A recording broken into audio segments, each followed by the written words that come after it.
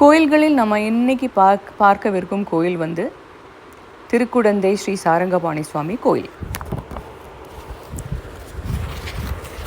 ஸ்ரீபதியுடன் எம்பெருமான் இப்பூவுலகில் பல இடங்களில் கோயில் கொண்டிருந்தாலும் ஸ்தலத்தினாலும் தீர்த்தத்தினாலும் அடியார்களின் வாசத்தினாலும் பெருமை கொண்டதும் பிரசித்தி பெற்ற பற்பல சிவ விஷ்ணு ஆலயங்கள் நிறைந்ததும் சில காலம் வசித்தாலும் பிரம்மஹத்தியாதி சகல பாவங்களையும் போக்கி மோட்சம் தரத்தக்கதும் ஸ்ரீ கோமளவல்லி தாயாரோட கூட ஸ்ரீ ஆறாவமுதாழ்வான் என்கிற திருநாமத்துடன் ஸ்ரீ சாரங்கராஜன் ராஜராஷ்டிர அபிவிருத்தியின் பொருட்டு திவ்யமங்களமான திருக்கோயில் கொண்டு எழுந்தருளி பல உற்சவங்களை கண்டருளி அடியார்களுக்கு இன்ப வெள்ளத்தை அளித்து அவர்களை காத்தருள்கிறான் என்பது யாவரும் அறிந்ததே. இந்த கோயிலின் சிறப்பம்சங்கள் என்னது என்கிறது இப்போதைக்கு பார்க்கலாம். பெருமாளின் சௌந்தரியம் ரொம்ப பிரசித்தி பெற்றது. இந்த கோயிலை பொறுத்தவரையிலும்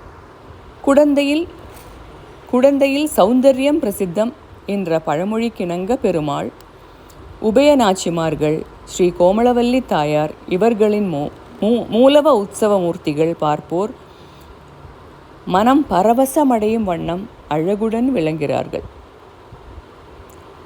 ஆழகம் பூண்டொரு 4 தோளும் அச்சோவுற அழகியவா என்று திருமங்கையாழ்வார் அனுபவித்தது போல் நாமும் அனுபவித்து எவ்வளவு காலம் அனுபவித்தாலும் சிறிதளவேனும் திருப்தி ஏற்படாமல் இருப்பதால் ஆறாவமுதன் என்ற பெயர் கொண்டு விளங்குகிறார். இவருடைய மாதுரியமும் சௌந்தர்யமும் காம்பீரியமும் சௌலபியமும் வேறு எங்கும் காண்பதரிது என்று அடியார்கள் போற்றுவார்கள். இந்த சௌந்தரியத்துக்கு இணங்க இக்கோயில் அமைந்திருக்கும் திருத்தேர், கோபுரங்கள், வாகனங்கள் எல்லாமே அழகானவைகள்.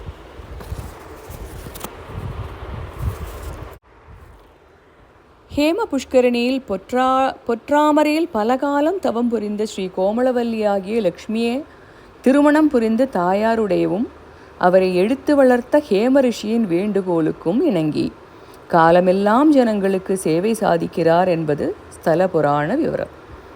தான் எழுந்தருளிய ரதத்துடனேயே இங்கு தங்கிவிட்டார் என்பதற்கு அறிகுறியாக அவரது கர்ப்பகிருகம் யானை குதிரைகளுடன் கூடிய ரத உருவத்தில் அமைந்திருக்கிறது என்கிறது இந்த கோயிலின் சிறப்பம்சம்.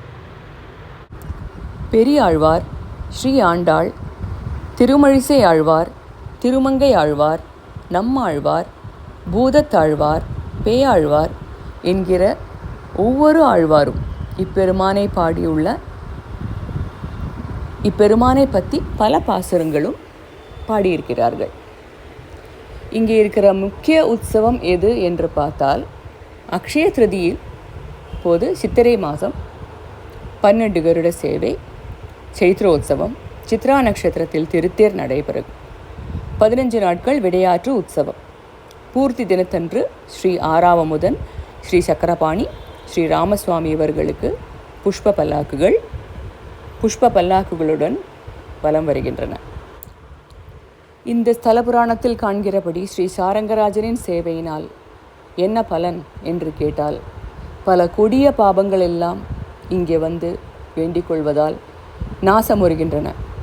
இப்பெருமாளை சேவிக்க வேண்டும் என்று வீட்டிலிருந்து ஒரு அடி எடுத்து வைத்தாலும் கூட பூமியில் மறுபிறப்பில்லை என்றும், அவருடைய உத்தராயண தட்சிணாயன வாசல்களை கடந்த எந்த ஜீவனுக்கும் மோட்சம் கிட்டுகிறது என்றும், இவருக்கு உற்சவம் முதலிய கைங்கரியங்கள் செய்பவர்களுக்கு சகல சம்பத்துகளும் ஐஸ்வர்யங்களும் போகங்களும் கிடைக்கின்றன என்றும் ஸ்தல புராணத்திலிருந்து நமக்கு தெரிய வருகிறது.